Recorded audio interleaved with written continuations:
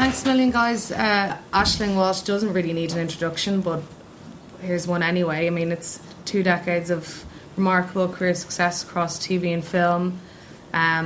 All of the things that we know, like Song for a Raggy Boy, multiple projects for the BBC, including Fingersmith. The latest film, Maudie, opened at 4 theatres in Canada and ended up in 82 and has passed 2 million in box office there, and the New York premiere is in July, correct? Actually, next Monday. Next Monday. Okay, it's in next Monday. Yeah, Tuesday, I'm sorry. First of all, you left Dún Laoghaire College in 1979 and went to the National Film School then. What was the impetus for you going to Dún Laoghaire in the first place? I wanted to paint, and I went there to paint. I was quite young at the time. I was 16 when I went, and I couldn't get into the National College of Art, which was then in Kildare Street, because you had to be 18. And I heard about that little school in Dún Laoghaire, which is where I'm from anyway, and they said they'd take me in for a year and see if I was mature enough that I could stay, and that was never mentioned again. And so I thought I wanted to paint, and then we had in the evening, nothing like this, because the school then had 100 people. There were, 4 years, 25 students in each year, so it was quite a small place. Amazing tutors, some amazing people, but the man who ran the school, a guy called Trevor Scott, was just extraordinary. And we had this what was called a film appreciation class. There were 2 things that we sort of had to do, because they really weren't interested. They were interested in art and people painting and doing sculpture, but we had to pass. We had to get a diploma at the end of it, and some people wanted to go on and teach, because that was an avenue for people in those days. So you had to be assessed, and therefore you had to do a thesis, and there were various things. So we had a history of art class, and we had what was called a film appreciation class, 1 evening a week, where you went in a room like this, and we saw films. And there was an English guy who'd was a graduate of the London Film School, who I don't know how he ended up out in Dún Laoghaire, but he did, and we saw films. And 4 of us, I think, from that group decided actually maybe we'd like to make a little film. They had a little clockwork Bolex camera, and so we started to make films, and it ended up with this one guy and myself actually sticking at it. And so I graduated as a kind of painter stroke filmmaker in fine art, because they sort of didn't really know what else to do. But in my last year, I remember the leaflet. I don't know where we have to kind of forget there's no internet or anything. I found, I must have read about it somewhere, and I wrote to the school in Beaconsfield, and I got this programme back. I remember it was this size red cover, and explained, what the course was. And I must have rung them, because I remember my sister was working in London at the time, my older sister, and I went to visit the school in Beaconsfield. I couldn't believe it. And I applied, and for whatever reason they took me in. And I did 3 years there. And you went as a filmmaker. It's different now, because it's quite specialised. But you went as a filmmaker, and so in my year there were people like Nick Park, the animator. Some amazing people. An English director called Bernard Rose who's done anybody that's making films, in the UK that probably went there. A lot of amazing directors of photography. Roger Deakins was in the first year at the school there. What couldn't you believe about the school when you went to visit? Well, it was like Ardmore. It had been built originally during the war, just before the war, as a proper film studio like Ealing or like Shepperton.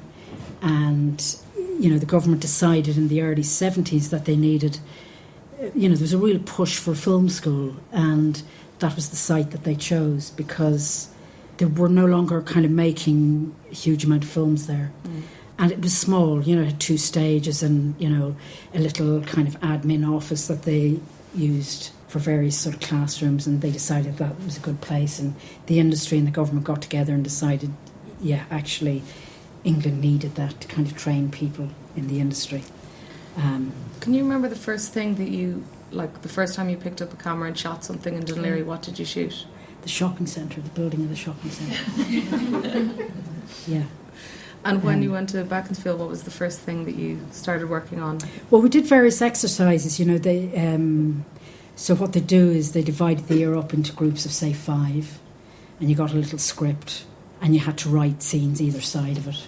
So everybody got a chance to direct, everybody got a chance to write, everybody got a chance to operate a camera, do sound, you got, edit.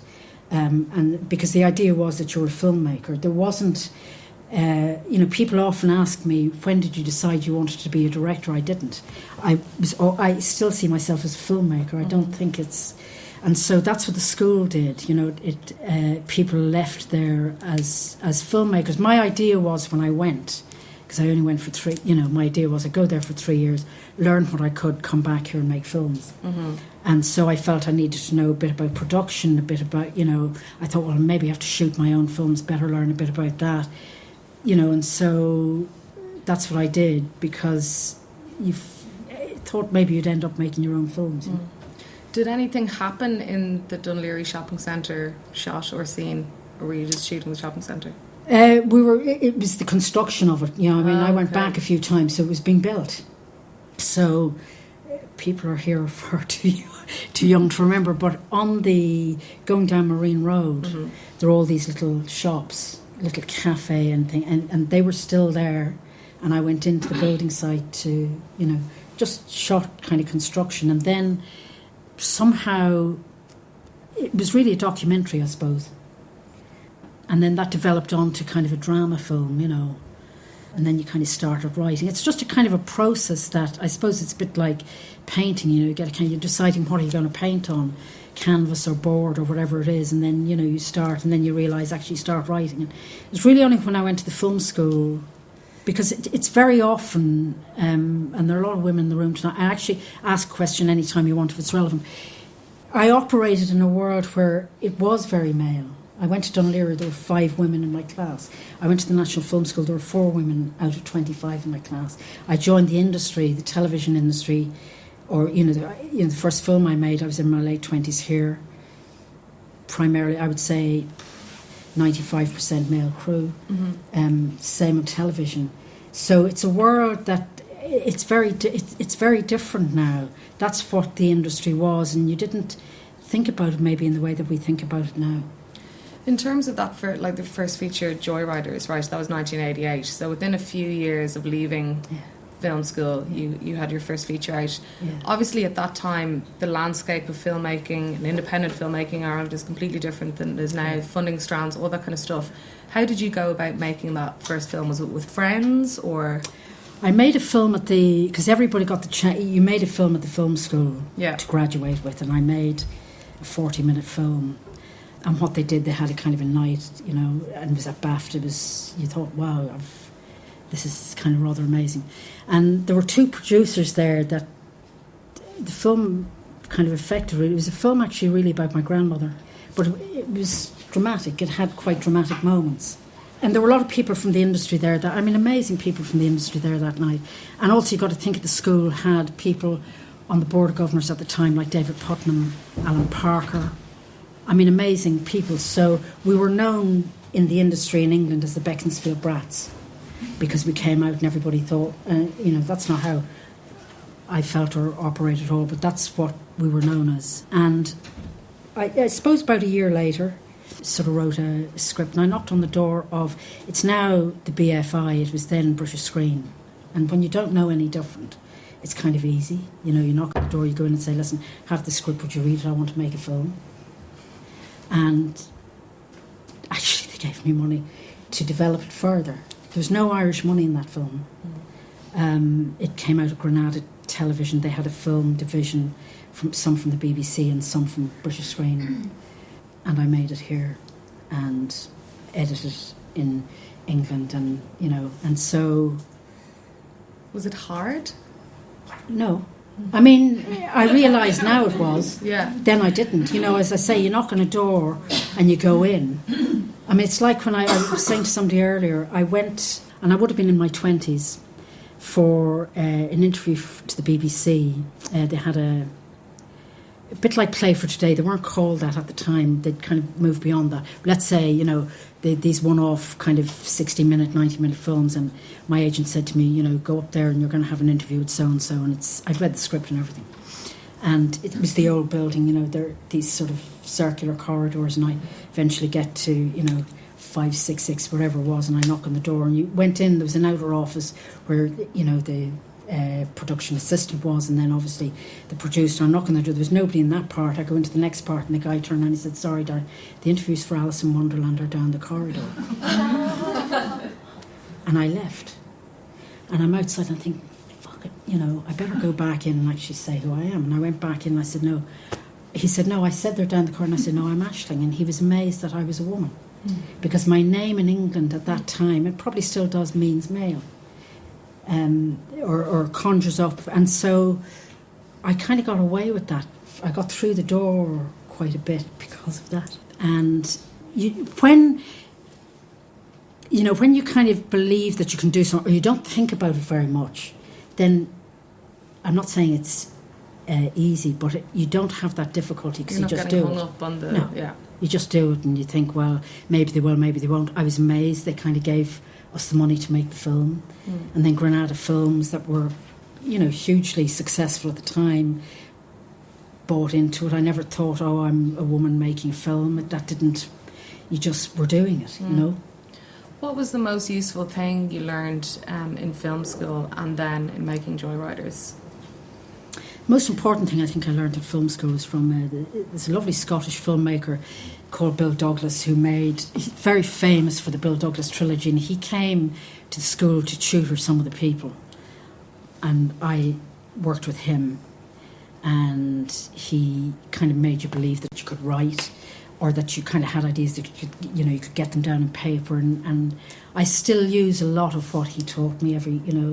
He kind of said, when you're, directing a scene, think back to the very first moment you wrote it. What did you see in your head? And so I learned a lot from him. And on Joyriders, I learned a lot from the producer that I worked with, who's still, 30 years later, a really good friend.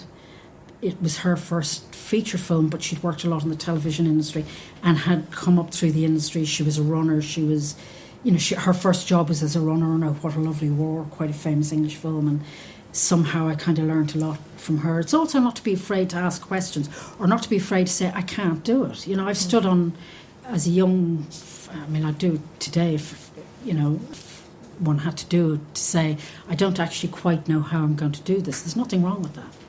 And it's learning how to work with, it is a very collaborative way of working, and it's learning to collaborate with a lot of people.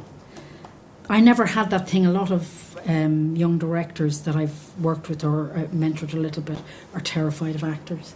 I never had that, because I sat in the pub with them here, and you kind of got to know them, and you just know. I often say to young filmmakers, all you have to do is say to an actor, what do you think this scene is about? What, and then that dialogue starts, and then suddenly you're off, And it's not, I don't think I ever thought about it very much. I never thought, could I do it, could I not do it? You just did it. And you're still, I still go out and think, God, I don't know if I can kind of do this or not all the time. But you kind of have learned the kind of skills to think, you just got to get on with it. I stand on set every time. It's a kind of thing I do before maybe you've rehearsed the scene, the very first time before you turn over, because once you turn over and that board is on, you're gone. On a train, and you'll either get to the end of it or you won't. I kind of often think, well, let's say it's an 8-week shoot, and you think, I wonder where I'll be in 8 weeks' time. Will they've come and fired me? Will I've, what will have happened? Will I've made a good film? And then you just go and you get on with it, and you hope that, your instinct kicks in, or that you're working with similar people, which hopefully you will be. All of the films I've made, I couldn't have made without the people I worked with. Can't. Your career started to expand quite quickly then into television. Yeah. You were directing The Bill, for example, Dr. Finlay, stuff like that. How did that thing happen? Because, now, we're seeing just all the time film directors jumping into TV and back and all that. But back then it might have been a little bit more unusual. Very. Yeah. And the school was called, at the time, the National Film School. It's now called the National Film and Television School. telly to them was, you know. But after Joyriders, I was developing another project. We actually got very close to making the film. It's that classic thing of, you know, you make one film, you kind of get away with it, and it's harder. It's like the second album. How do I make the second album, you know? I had 2 great songs in the first album that got, you know, I kind of rode that wave for 2 years. Now I've got to kind of, you know, start again. It's often harder. And I got very close. It was a film in Canada. I was out in Recce's. Anyway, the money disappeared. And I thought, you know, it's going to take me another 3 years probably to, you know, to get something going. And maybe if I went into television, I could kind of learn the craft of directing. I could keep going. I always needed the thing to kind of keep making. Mm-hmm. And so the Bill trained a lot of directors at the time. There's another girl and myself. We were the first 2 women that had directing. And I went down and, you know, they kind of said, oh, you know, I went for an interview and they said, oh, you know, don't know. And then fortunately a director got ill. They rang me on a Friday and said, can you start on a Monday? And that's how I did that. And I went down to do 2 episodes. It was a half-hour show at the time. So you did 2 episodes back to back. You shot one Monday to Friday. You shot the other one Monday to Friday. You had a couple of weeks prep and a week's edit, and that was it. And when I'd finished the first one, the producer came down and he said, oh, you know, they all want to come and see him. I thought, oh, I'm going to be fired, you know. And he came down and said, would you like to stay on, do another 2 episodes? Because we have a gap, and, you know, and so I stayed and did another 2 episodes. And then I think I did another 2 after that. And that show at the time, I remember the night they hit 15 million. Right. I mean, they, you know, viewers, which was now is kind of quite incredible. And then you've got to know, and I say this particularly if, let me insult the 2 men that are in the room, or 3 men that are in the, you know, as a woman directing, I think you've got to know, okay, that's it. Other women joined, they're still there. They went from there to EastEnders to Casualty to the Bill to EastEnders to Casualty, and cannot get out of that cycle. And you've got to say, right, that's it. I learned what I needed to learn there. I worked with the actors I wanted to work with. I got a lot of Irish actors over for one episode. It was kind of good fun. And move on and do something else. And that producer that I first worked with brought me up to Scotland to do a series called Dr. Finlay, which I did. Half, a much more experienced director than me, kicked it off, and he did 3 episodes and I did 3. What do you think it was about how you were working and what you were doing that made them say, do you want to stay on for another 2? I don't know. I mean, maybe there was an energy I had, you know. I got along with the act, because it was regular cast. And the really lovely thing about was, you know, there was the uniformed police, the detectives, and then the guest parts. And the guest parts were always the great thing to kind of cast, because you got, you know, really, most people come and do it, you know. But I got along really well with that regular cast. And I think maybe that. The executive producer, who was then, he must have been in his 60s, and I didn't know any different either. And I used to drive over from West London to South London, and almost every morning, because I'd get in there like an hour before, I'd be there at like 7 o'clock, because I thought, you know, you get this script, if you think you've been to film school and you're making films, and suddenly they're saying you've got to make this in 5 days, and you're thinking to yourself, I don't know how I'm going to do it, but clearly it can be done because people are doing it, trying to figure out a way to do it. But I used to pass him, he used to walk from the tube station, and I always stopped and rolled the window down and say to Michael, would you like a lift? And inevitably he'd get in. I would go down to his office with a coffee and sit there. I didn't know that people were going, you mean you went into the executive producer's office? I didn't know any different. And so I probably got away with that, and he liked me, and, you know, I suppose maybe also, you know, that had very few women directing. Maybe it was partly that as well, you know. And luck, you know, I was lucky. Let's get on to the writing bit then, in terms of Raggy Boy. We might show a clip of Raggy Boy now. Yeah. I suppose, like many people in this room, remember seeing that film for the first time, and the impact that it made, you know, just in one of those rare parts of Irish filmmaking that actually was really questioning what had happened and what what was going on. For you, in terms of you know, that whole filmmaking piece of writing especially, take me through the genesis of that, the impetus for making it, and how it came into being for you. I was asked to help out with a script, actually by Roz and John. They'd met this producer, they were trying to get an application together for the film board, and I kind of helped this this producer with the script. And then some months later he came to me and said, you know, have you read this book? And actually I had. And we talked about writers and how maybe we kind of get it going. You know, you've no money. And I said to him, you know, why don't we, you know, write a treatment and try and kind of get it going. And Patrick Galvin, the writer of the novel and playwright and poet, wrote the first draft. That was sort of the deal to kind of get the rights of the book. And then we kind of, you know, started again and wrote the script. And, you know, sometimes you have the novel, and so, you know, I suppose with the novel, the Franklin character isn't the main character. And so we decided, for me, that was kind of important to his story for me was really interesting, this layman coming from outside into a situation like this. I have to say the year before that, and this was, I mean, that took 10 years in development. It was 10 years before we kind of got anywhere near to kind of making the film. In the journey to that place, Alan Maloney, producer, came to me, and he had a project with the BBC which was about the Magdalen Laundries, a film that we did together called Sinners.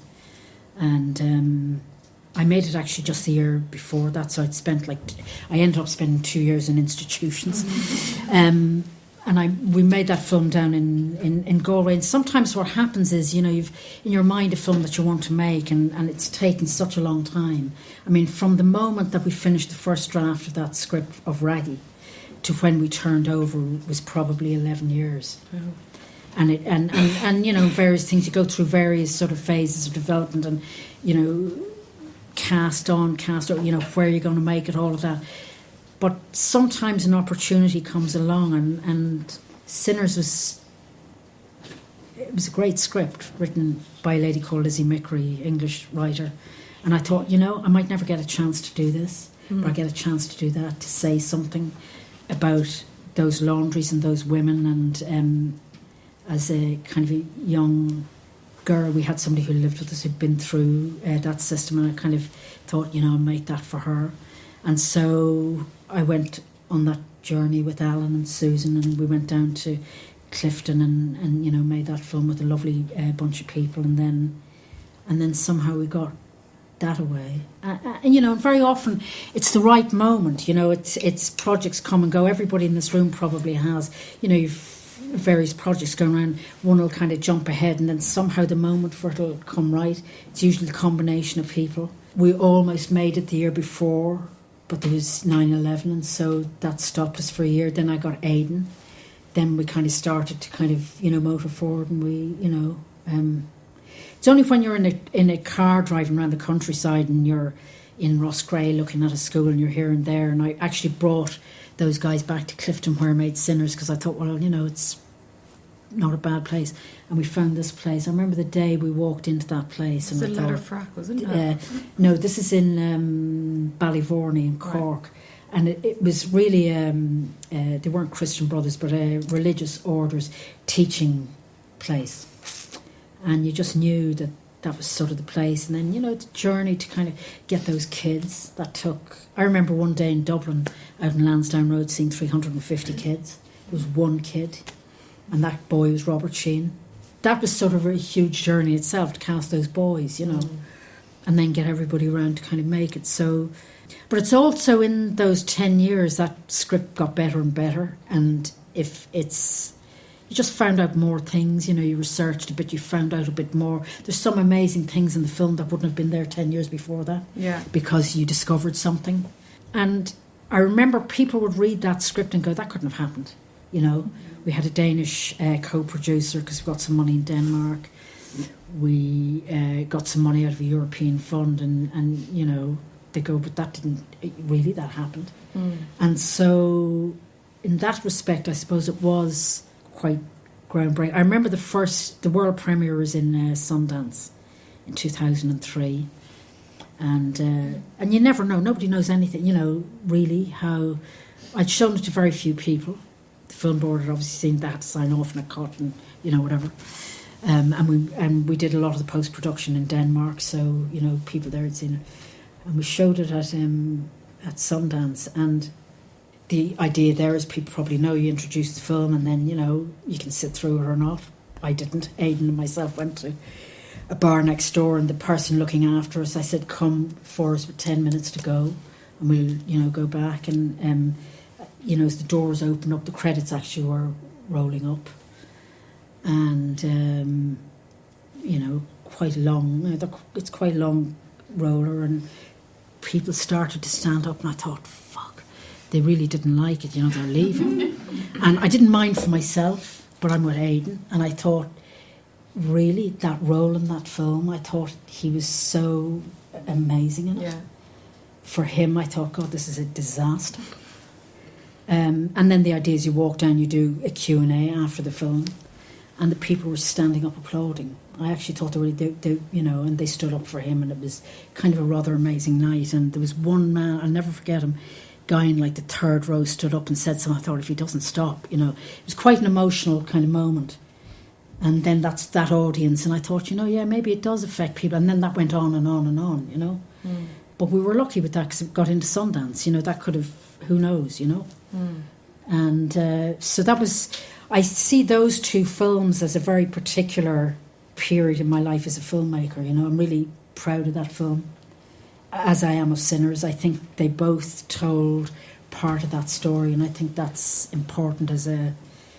if you can do that. I'm not a painter, I make films, so I can kind of, I could tell that story. It was hugely important.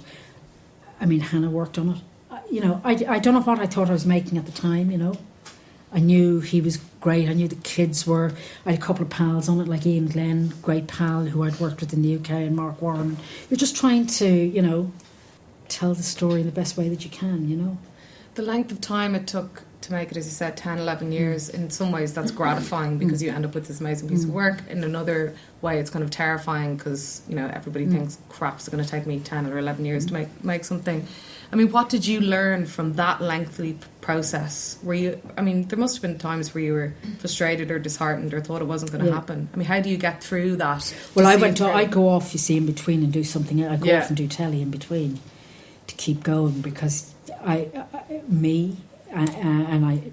just talking about me, I have to keep making things, So, and I don't mean anything, and it's got to be the right thing. Mm. So I remember saying to Alan, funnily enough, no at a point, because it was sort of about to go and everything, and then I had to ring him back a week later and say, actually, I've changed my mind. I actually really would like to do it. I have to be dragged screaming to something sometimes. If it's not something that I've developed, I've got to kind of really find myself in it, and I was really glad I did that. Mm-hmm. Because there are other things that you kind of chase that don't come your way, that go to somebody else. You just got to believe. My husband used to say to me, "You'll never make that film. You'll never make it, Ash," and you just stick with it. And somehow, when we got Aidan, it started to kind of somehow then it kind of gained momentum. I mean, the producers on it had it in a bottom drawer, and they'd make various things, and they'd say, "Oh, let's get this out, the poison chalice," they call it. Let's get it out, have a look, see, can we kind of give it another go, And then we got this Danish Zentropa, who are Lars von Trier, director, and two producers that he was at the Danish Film School with, set up a company called Zentropa, and they read the script and just wanted to do it, and so they've been co-producers on quite a few things of mine ever since. And they just kind of went for it, and so it just, with like the last year of it in development, it kind of just took off, and you knew, and you never know on a movie, you're in a car on a recce and think, well, at least I got to do the recce. I had a nice time with these guys and we got to do the recce, and God, I saw that great location, I must remember, until you're out there and you're turning out. I remember, because we started shooting that without the finance being closed, and I remember the scene I was on and the moment when Tristan Lynch walked down and said, we've closed. We can actually pay the crew another week and we can actually keep going. What scene was it? It was the scene where they're building the crib in the classroom. And because up to that point I thought, I wonder have I enough to kind of have shot enough to kind of pull this film together. And that's how edgy it can be sometimes, you know. But you just kind of got to somehow believe that you can do it. It had broken my heart, actually, had I not been able to do it now, when I think about it. Same with Sinners, same with a lot of the things I've done, you know. I kind of think it would have been a shame. I'm going to talk about casting challenges after the break, because that thing of 350 kids and one, or 349 and one Robert Sheehan, would be good to talk about. But flipping back to television in a bit, let's talk about Fingersmith. Obviously hugely successful, you know, BBC series. How did you get on board for that? Was that in the wake of the Bill stuff or the inspector? No, I'd worked with a crime writer called Linda Plant. People know her from Prime Suspect. She saw something I did. I made a series out on the oil rigs in the North Sea. She saw that it was a BBC series, and she made a series here called The Governor.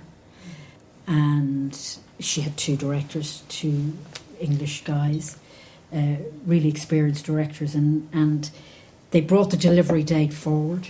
And this is what I mean about luck. I'm telling you. And they needed a director to do one episode. And David Collins was the exec on it. He said, you don't think there's anybody, it'd be nice for us to have somebody here. And they're going, there isn't, you know. And Linda said, I've seen this director's work and maybe we could get her in. She could do one episode. And so I came to do one episode and I ended up doing two.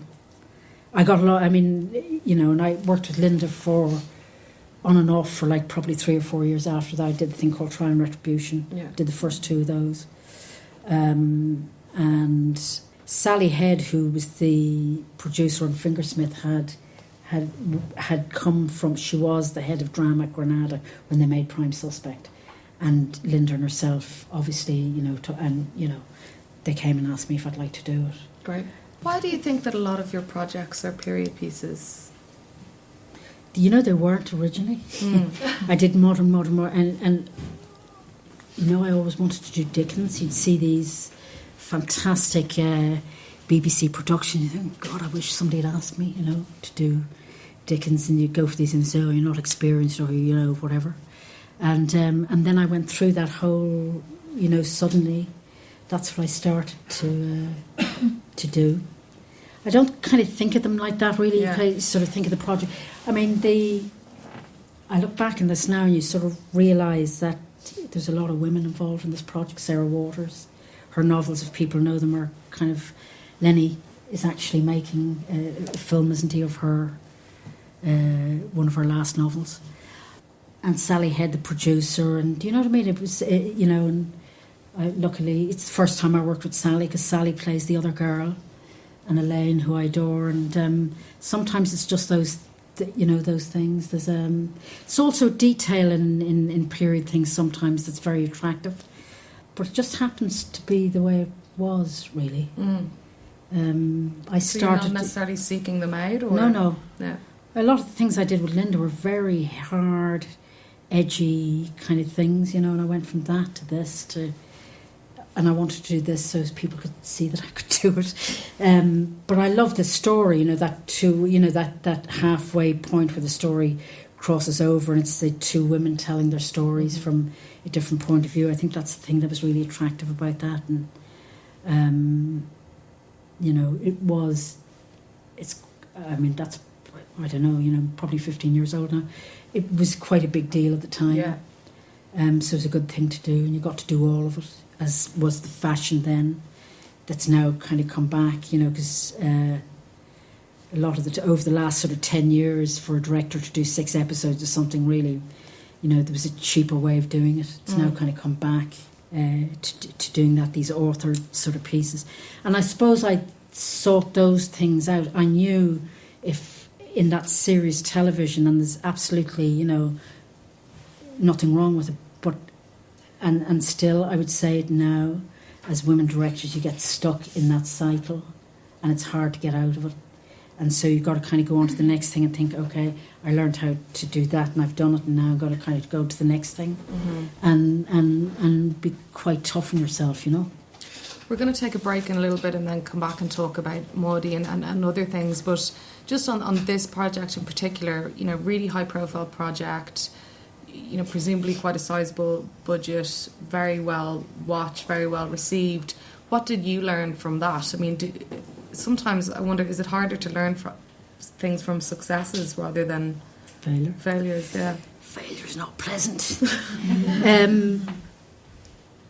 Yeah, you don't, because you want to kind of do the next thing, you know. And it was very well received. It was very well watched, and I can't remember what. I'd have to look and see what I did after that.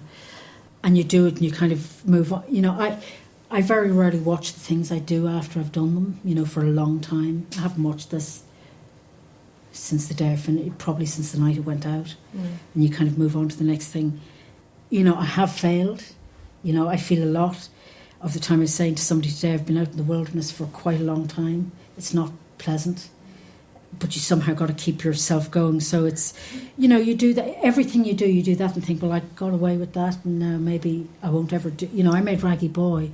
I said it to somebody today, if I was never asked or never got the opportunity to make another film, at least I made that.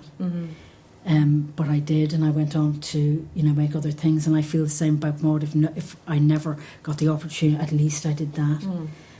And so it's you know, that's our world. That's the way we work. You know, it's the next thing. Then you can be lucky, you can be really unlucky.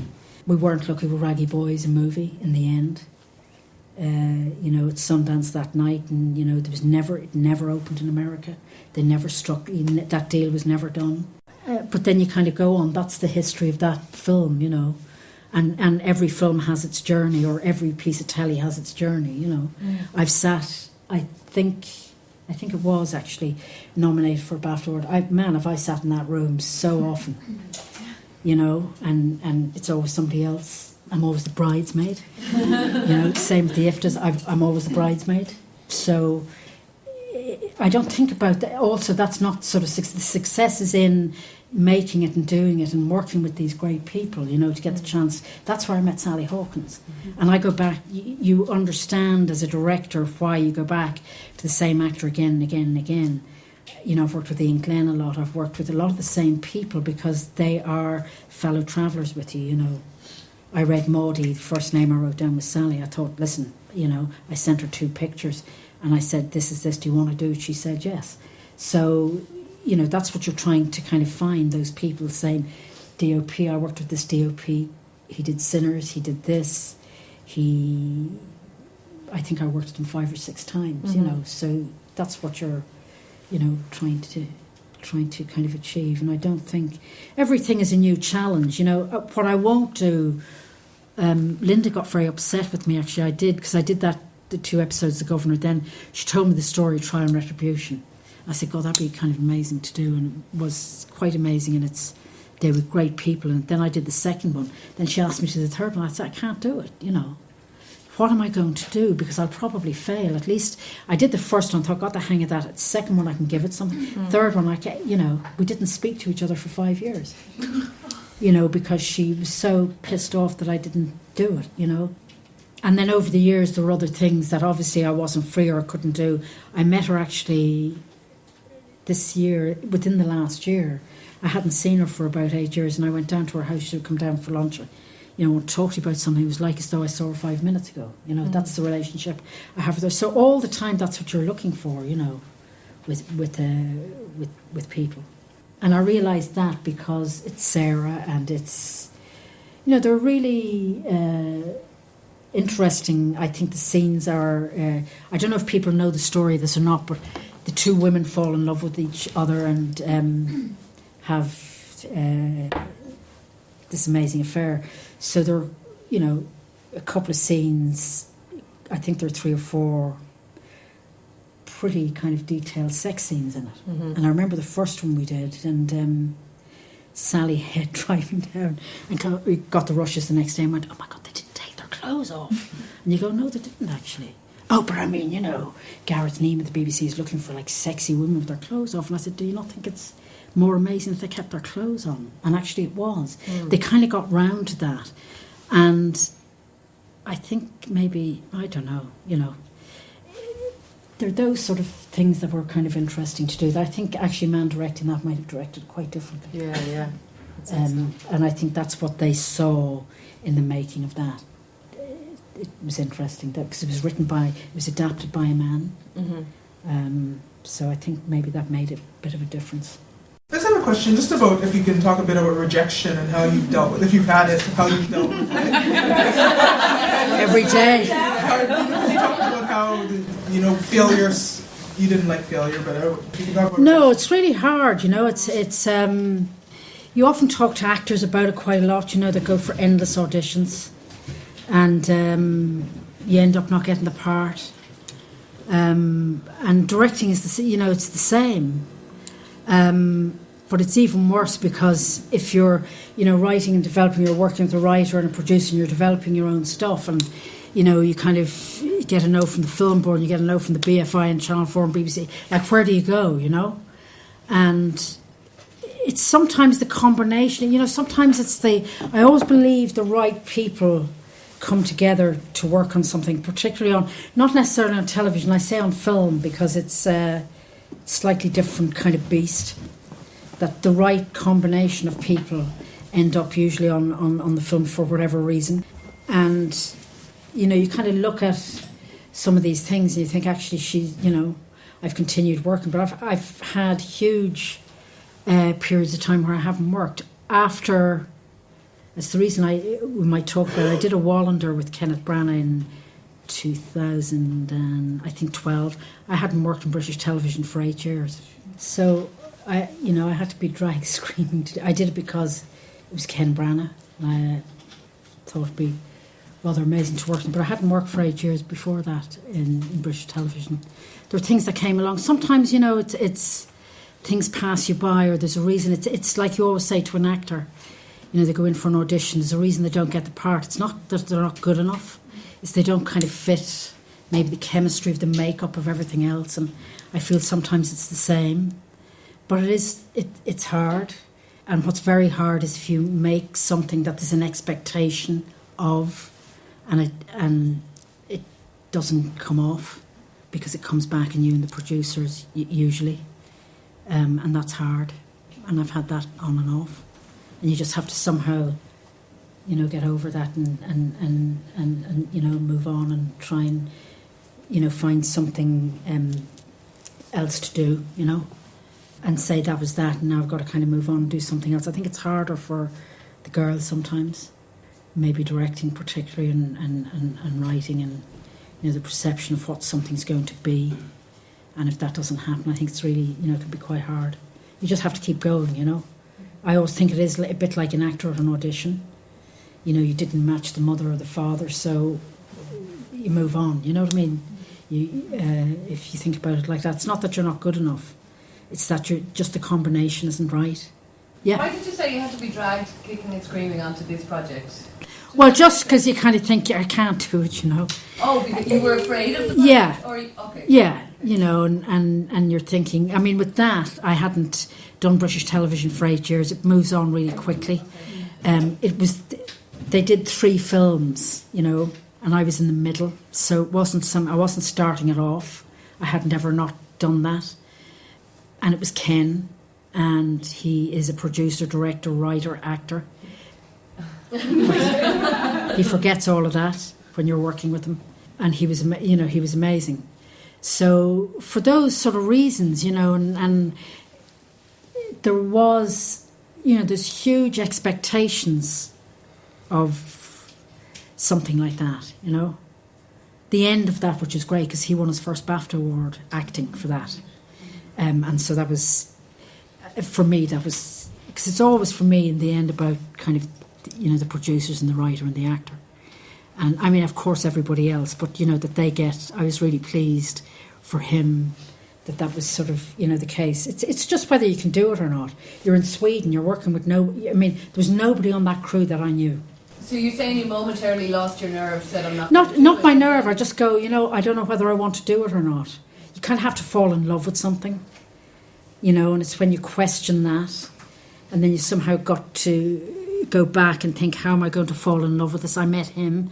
That really helped me figure out that I could probably do it.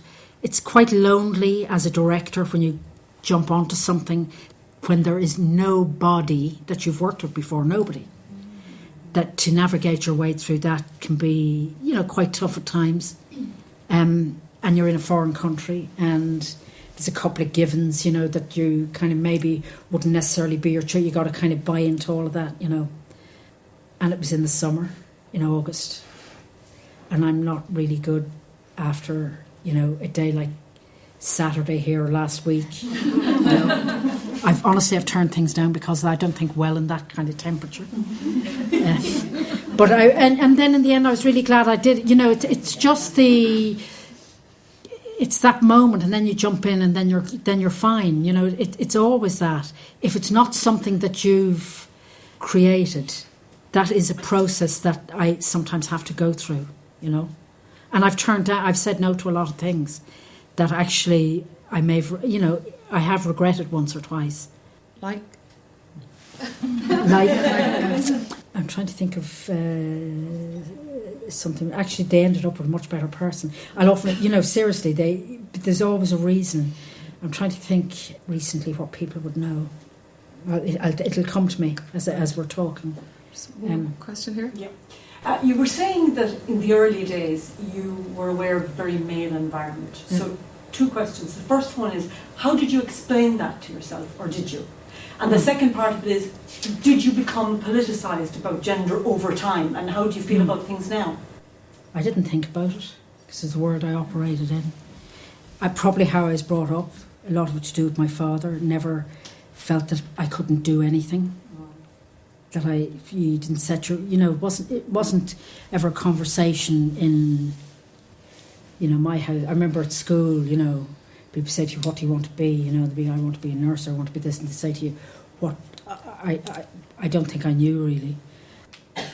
And it was very male orientated. I've worked on I go back to roughly, I'm trying to think when I did that, the 90s, series set in the North Sea. Liam Cunningham was in, a lot of male actors, 2 girls in the cast, 2 female crew. And I remember that distinctly because the women all had cabins of their own and the guys had to share.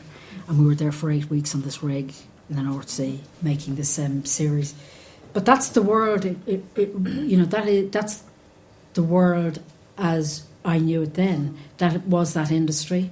It was the same, I'm sure, if you went to the civil service, to the bank, that was the world. I knew I was a woman operating, it was quite a male world. I didn't really think beyond that. I then realised, an actor actually said to me up in Scotland, and the toughest crew I ever worked with was up there, and she said, we're being paid less than the blokes. As an actor she was. But you kind of thought, well, that's kind of the way it is, And I kind of kept going because I've never been kind of very good in groups, and so I kind of operated on my own. I kind of knew that. I got away a lot. I said to you before, they'd see my name, they go, get her. Actually, somebody wrote quite recently about Maudie, his film. I thought, wow, hey, listen, but that actually worked for me on occasions. It worked for me with Linda LaPlante. She thought it was a guy that had directed, the piece that she'd seen. So, and it's only in recent times that I've asked myself that question. There are more women in the film industry in this country than there are in England, than there are in not Denmark, but other places I've worked in.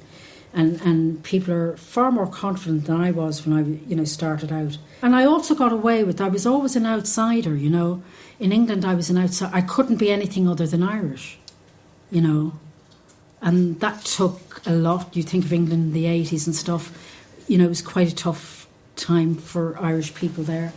Then they kind of fell in love with us, and I that sort of worked for me. I never thought about it like that.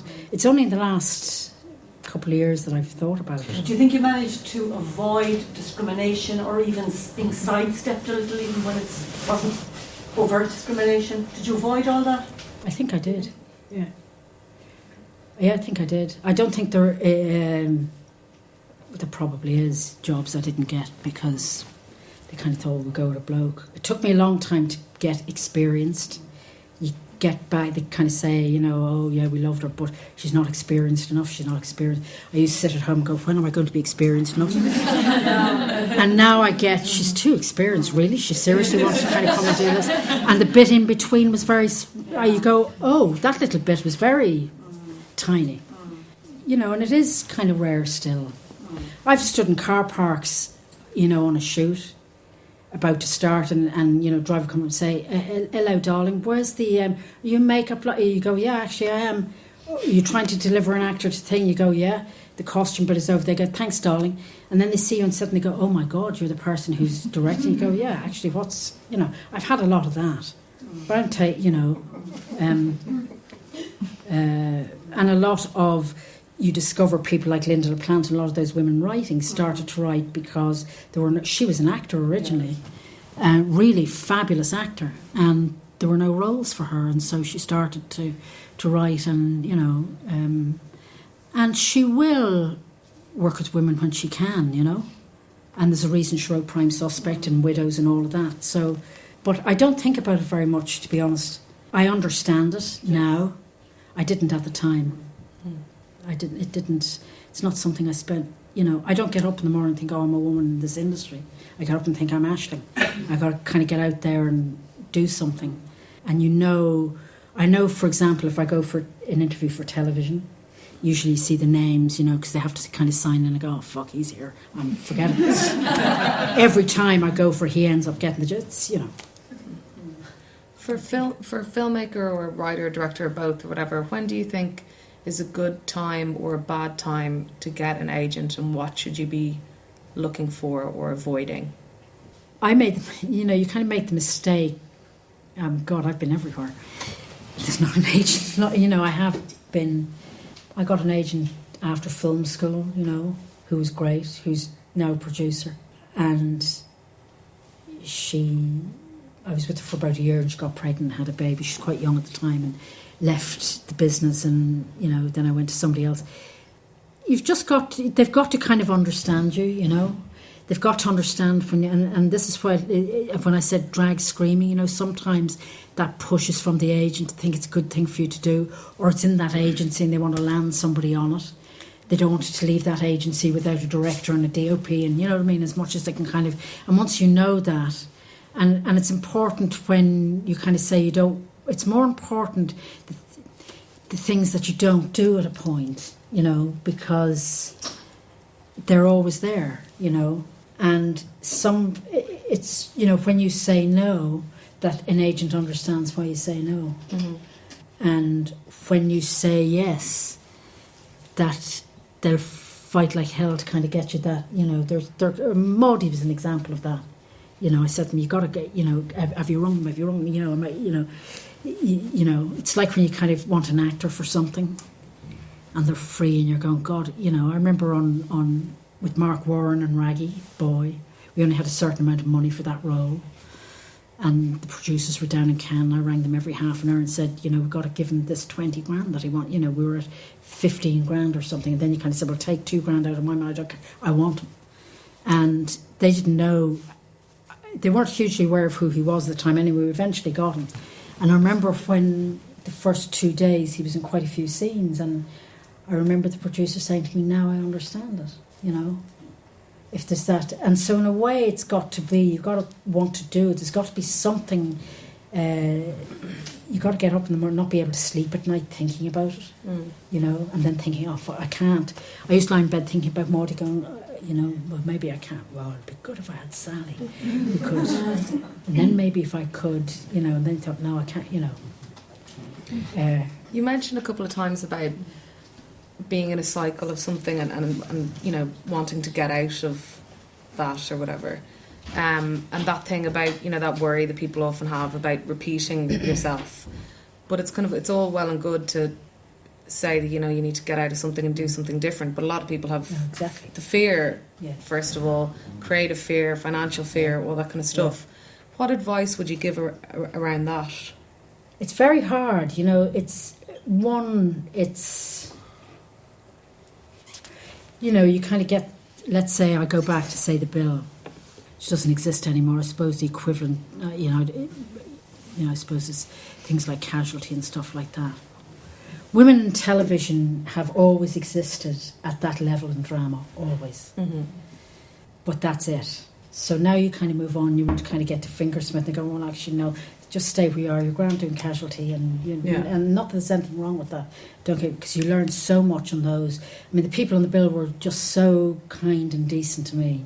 And you may have 2 children, you may have a family, your partner may not be working, they may be working, you may have to kind of earn money, and so you stay there longer than you've got. That's okay, you know. I always say you need to know why you're standing in the field, and you need to know you're there because you killed to do the project and you're with great people. You're there because they're throwing a hell of a lot of money at you and you're with nice people. Mm-hmm. Or you're there because, you know, you've got to kind of, and that's okay. If you're doing it for money, that's okay once you know that that's why you're doing it. Yeah.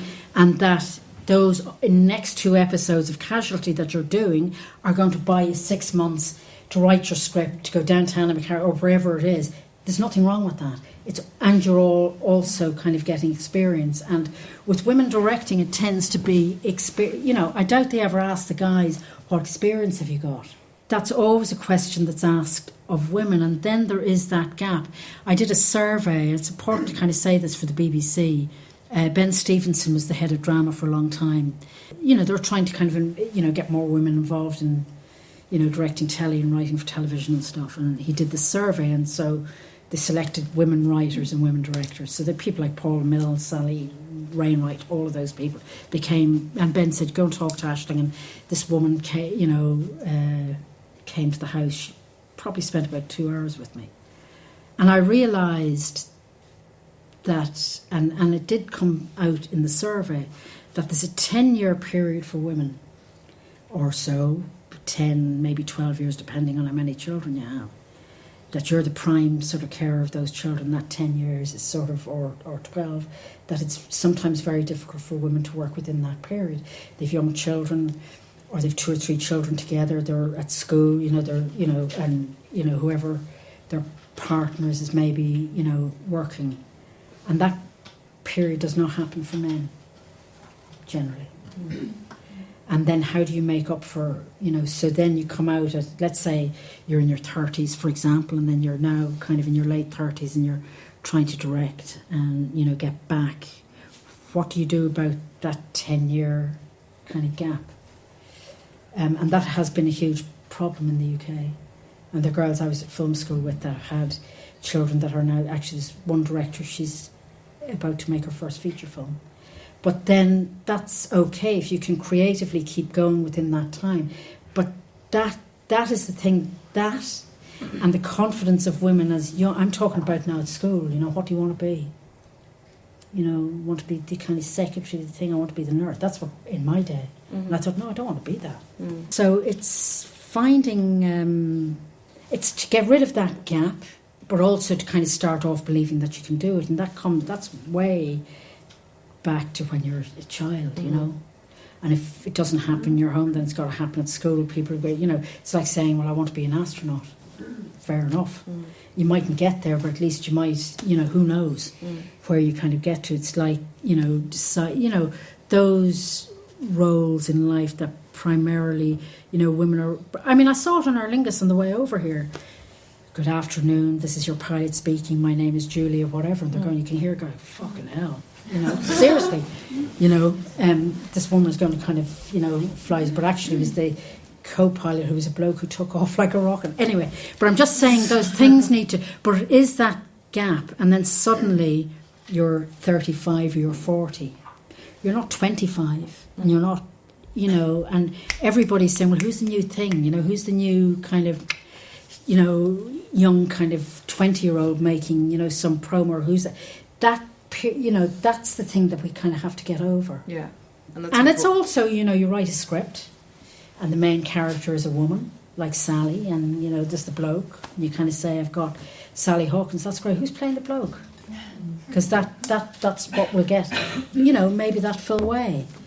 You know, women tend not to... there's probably a handful that would finance a film. but it's to try and find a way to do it. Then you kind of come down to, well, okay, I can't make it for 4 million quid, so I'm not going to get that. Can I make it for, £500,000 with my friends? How can I kind of do it and somehow kind of get it out there? People make short films and then they make another short film, then they make another short film. I would say to them, make 2 short films. You may as well make a feature film, which are mates who are going to help you for 2 weeks, and try and make, long form as opposed to make another short film, unless that's what there are amazing short filmmakers. If that's what you want to do, that's great. But if you want to make, you've got, because then what they'll say to you is, well, you made kind of 5 short films, but you haven't done, how can you tell a story over 90 minutes, And it's to, find a way to... And it's also to find that freedom to kind of do stuff, and that's why you maybe do different things. Some of your features, female protagonists, I'm just wondering, have you had trouble casting the male lead when he's not the main part? Yeah. Guys start at the beginning, they probably whip down to the... I'm talking about leading actors, unless you're like Ethan Hawke, who is an artist, as well as an actor who can see that this is a challenge for him, and he knows he's going to be in a film with Sally Hawkins, but there are a lot of actors that wouldn't do that. If they're the type of actors who would be reticent to do it, are they the type of actors that you want to work with? Probably not. No, probably not. And it's it's also, they are dealing with how that's going to be perceived. You're a leading actor male in your, say, early 30s.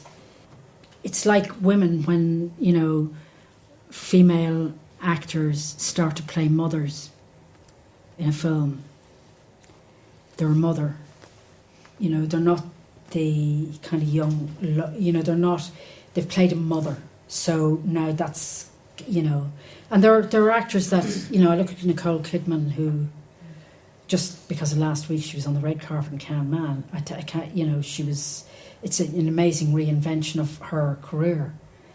That's kind of quite an extraordinary thing to have kind of done. She's 50, or you look at Helen Mirren, who's 70. They're kind of quite rare, but it'll eventually, you just have to hope that that's, going to happen. But it depends on how you kind of see things. Do you want to play a murderer and something? Actually, yeah, I'd prefer to do that than, maybe because that's what's interesting to you. And some actors think in a very career-orientated way, others don't. They just take up that kind of challenge because it's interesting. It's interesting who they're going to work with, what the film is about, regardless. What's the worst advice you've ever received? Wow, you can't do it. Probably. I don't know. Probably that. You can't do it, yeah. If you were starting out now, what advice would you kind of give to yourself, or what advice would you give to someone else starting out?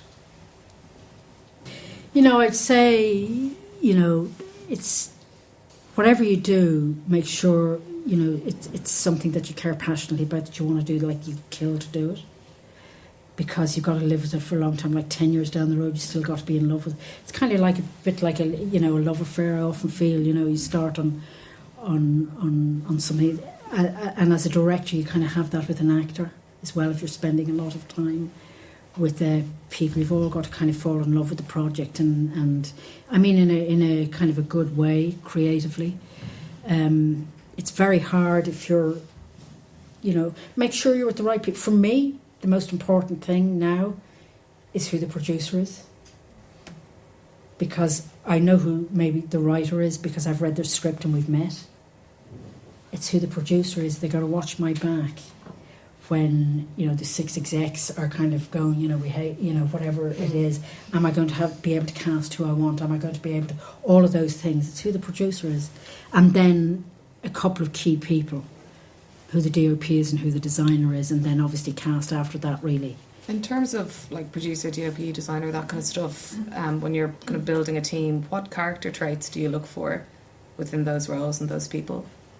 You kind of, I now go back to the same people a lot of the time, but, maybe, well, you have those restrictions as well. Let's say, on your, doing a European co-production or Canadian-Irish co-production, you have to have a certain amount of Canadians, you have to have a certain amount of Irish people on it.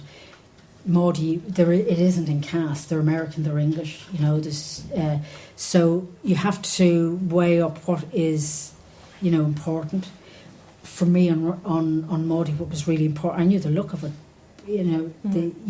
Who that designer was is going to be really important, and who the DOP was. A young DOP who, we had 2 conversations on Skype. And I said to him, why don't you go and look at some of my stuff and I look at your stuff and we'll talk next week. And the first time I met him was outside the museum in Halifax to go in and see the house. You kind of know now, I've enough experience to know that. But it's hugely, I've heard it from women again and again. I think, a producer, I think a huge relationship for women directing is who the DOP is. And they tend to be, I don't know if is there a female director of photography in this country? Well, there is actually one girl I know of, but that's a long road. So it'll probably be, have they got that sort of sensibility? Do they feel the same about actors as you do? Because that's really important. And can they kind of swing into the way that you want to work? Some people work in a really, kind of organised way, and some people kind of fly with this, depends on what you want to do. Can they... I've got so used to now working with a director of photography who operates. I don't know if I could go back to the other thing, which I did for many years in television. Because, things change and that's the way it sort of worked.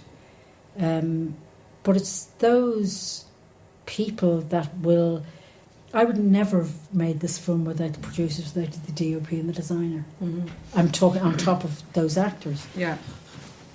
Not where we were. We're in Newfoundland, which is quite a remote place with a very young industry.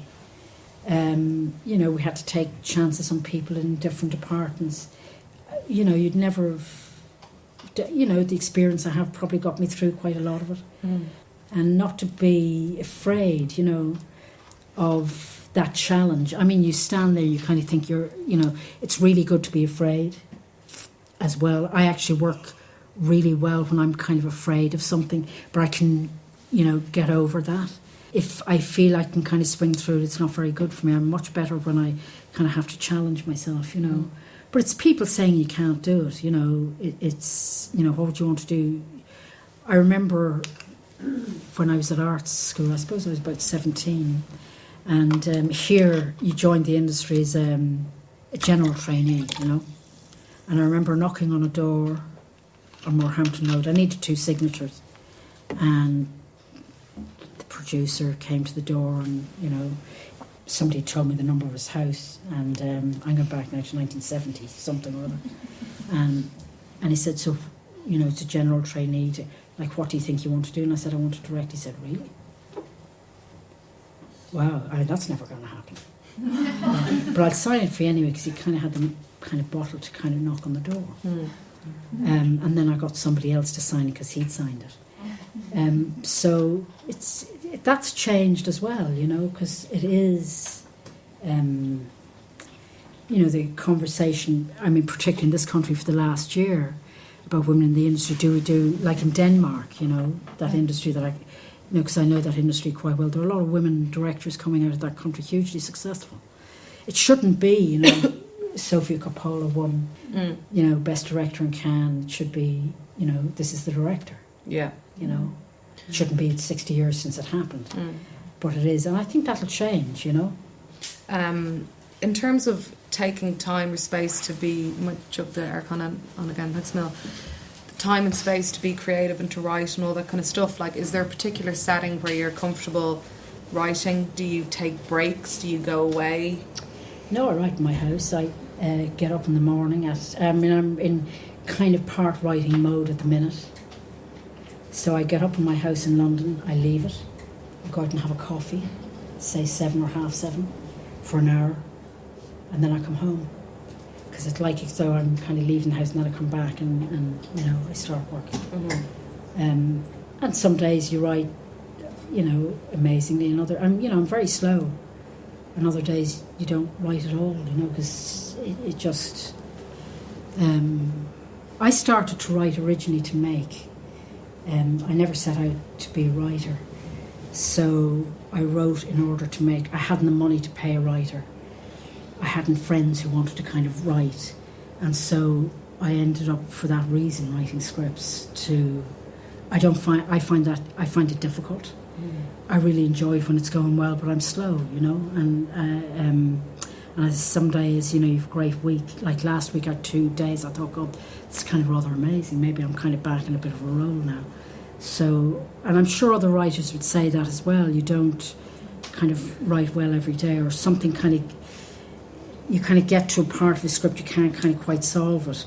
So you've got to kind of move on, and, then you go back to the first 15 pages because they're the ones you spend the most time. You know what I mean? It's but that's what I do. I have to leave the house, and then I can work at home, and then I've really now got to turn the phone, put the phone down, leave my iPad somewhere else.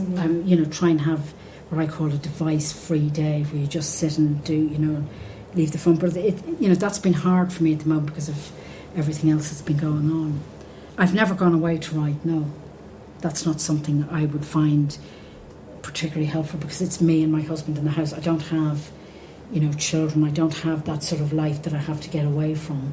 I can kind of create that space in my own house. And occasionally I've done it, maybe if I'm on a kind of a last draft of something, I have friends who've maybe an office in town, I might go in and kind of work at a desk there. Right. It's got easier for me to do that as time has gone on. And the final question before we throw it out to the floor, you mentioned a couple of times that the Irish context in terms of women making films or television seems to be better now than let's say the UK or something like that. Obviously stuff like the Film Board's commitment to gender parity and funding over the next few years is hugely helpful. How do you view the Irish context in terms of supporting women television and filmmakers relative to other areas right now, or other jurisdictions? How do you view it in relative to compared to other jurisdictions? It's and I understand it. People are in it here, and so that's what's sort of relative in the film. We have the Film Board. There are lots of countries that actually don't even have that. Now the kind of journey to kind of get through that, to get money to develop your script, to kind of go on. I mean, that's a whole journey in itself. Let's say because I don't know where people. I was very lucky because I left art school and I left Beaconsfield. I mean, Beaconsfield, when I left there, if you said you were from there, I mean, you were kind of elevated up to kind of a level that, so I don't know where, I suppose there's out in Dunleary, the film school there and stuff, and if people but let's say you don't and you decide, you want to make films, and to kind of find that information out. I mean, I always think of myself as a filmmaker, that you need to know all of that stuff. How do you write? Let's say you need to write a script because you can't get anybody else to write it. How do you get that down? How do you get that story down? So you kind of start off doing that. But I'm kind of moving away from the question, really. I don't think you guys are in it. I'm looking at it from another point of view. I don't think it's as bad as other places. There is, if they have it in Denmark, the 50, I can't the lady's name that Anna talked in, pardon? Anna Serna. Thank you. 50-50. So, that's all well and good. To kind of get to that place is kind of a journey in itself. What do we do then when the girls get to 70 and the guys are at 30? What happens then? You get to 60 and the guys are, what happens then? I find it it is quite complicated. Yeah. And I think the way through it is to say, right, I'm a filmmaker, of course the subjects that you're writing about tend to be kind of female orientated, because that's the world, they're the stories you want to tell. You want to tell a story about your granny, a fucking disaster of a marriage, whatever it might be, a serial killer who's female, or you want to make a Western with 10 women. That's your point of view in the world, and that's got to kind of be respected and seen. But you need forward kind of thinking people that are going to do that, and you need a lot of actresses in Hollywood now are kind of pushing that and can see they're setting up their own companies and getting women into direct films and stuff, and it'll be really slow. Yeah. I mean, this is going to take 20 years or 30 years, but it's got to start much further back, with women feeling quite confident that they can be a brain surgeon or that they can be a filmmaker, and there's nothing wrong with that we're not entering into a world where you're a minority. It's sort of equal. We've had 2 female presidents in this country, for example. We have had, there are things that have been pushed forward. The referendum last year, all of those things are very, and it's just sort of keeping going with that. And it's not easy, and it will be slow. But it's also, as women, not to get lost. It is the road less travelled, and it is a lonely road, and it is a lonely place to be as a director with nobody in a hotel in Cardiff, in Wales, thinking, how am I going to get through this thing? Am I the right person for it? Maybe I am. Fuck, we had a really tough day. Whatever it might be. You go out and you look at a location, you go, guys, and they're going, well, this is the third fucking place you've been. We should make up our mind about it. And you go, no, actually. And people I've worked with understand that about me. Yeah. I walk into a play, you walk into this room, somebody said, okay, this is the scene, it's going to be 2 people here, there's going to be 50 people here. Do you feel you can kind of operate in this room? Yeah, I like that door there, I like that. You've got to kind of feel that you can, that's kind of important for me. It's also understanding what's important for you. Or trusting what's important to you. Yeah. It's hugely important who I cast in something. The most important decision you'll ever make as a director when you start on something is who you cast in it. The beginning and the end of it. You can see design, you can say, I'm not mad about that colour, what do we, an act, that is the beginning and the end of it for me, with the script, with the script that you've got. And those journeys, it's a slow, it's a life's work, And we're lucky, if you're lucky, that you can be doing it at 70 or 80, if you can kind of stand out in the cold. For, as I say to you, you've got to figure out why you're in the field with 65 people that are standing behind you thinking, I wish this one would make up her mind about what we're doing here, and it's 3 o'clock in the morning, we've turned over, like a half an hour ago. Yeah. And it's understanding that and working with people that are fellow travellers,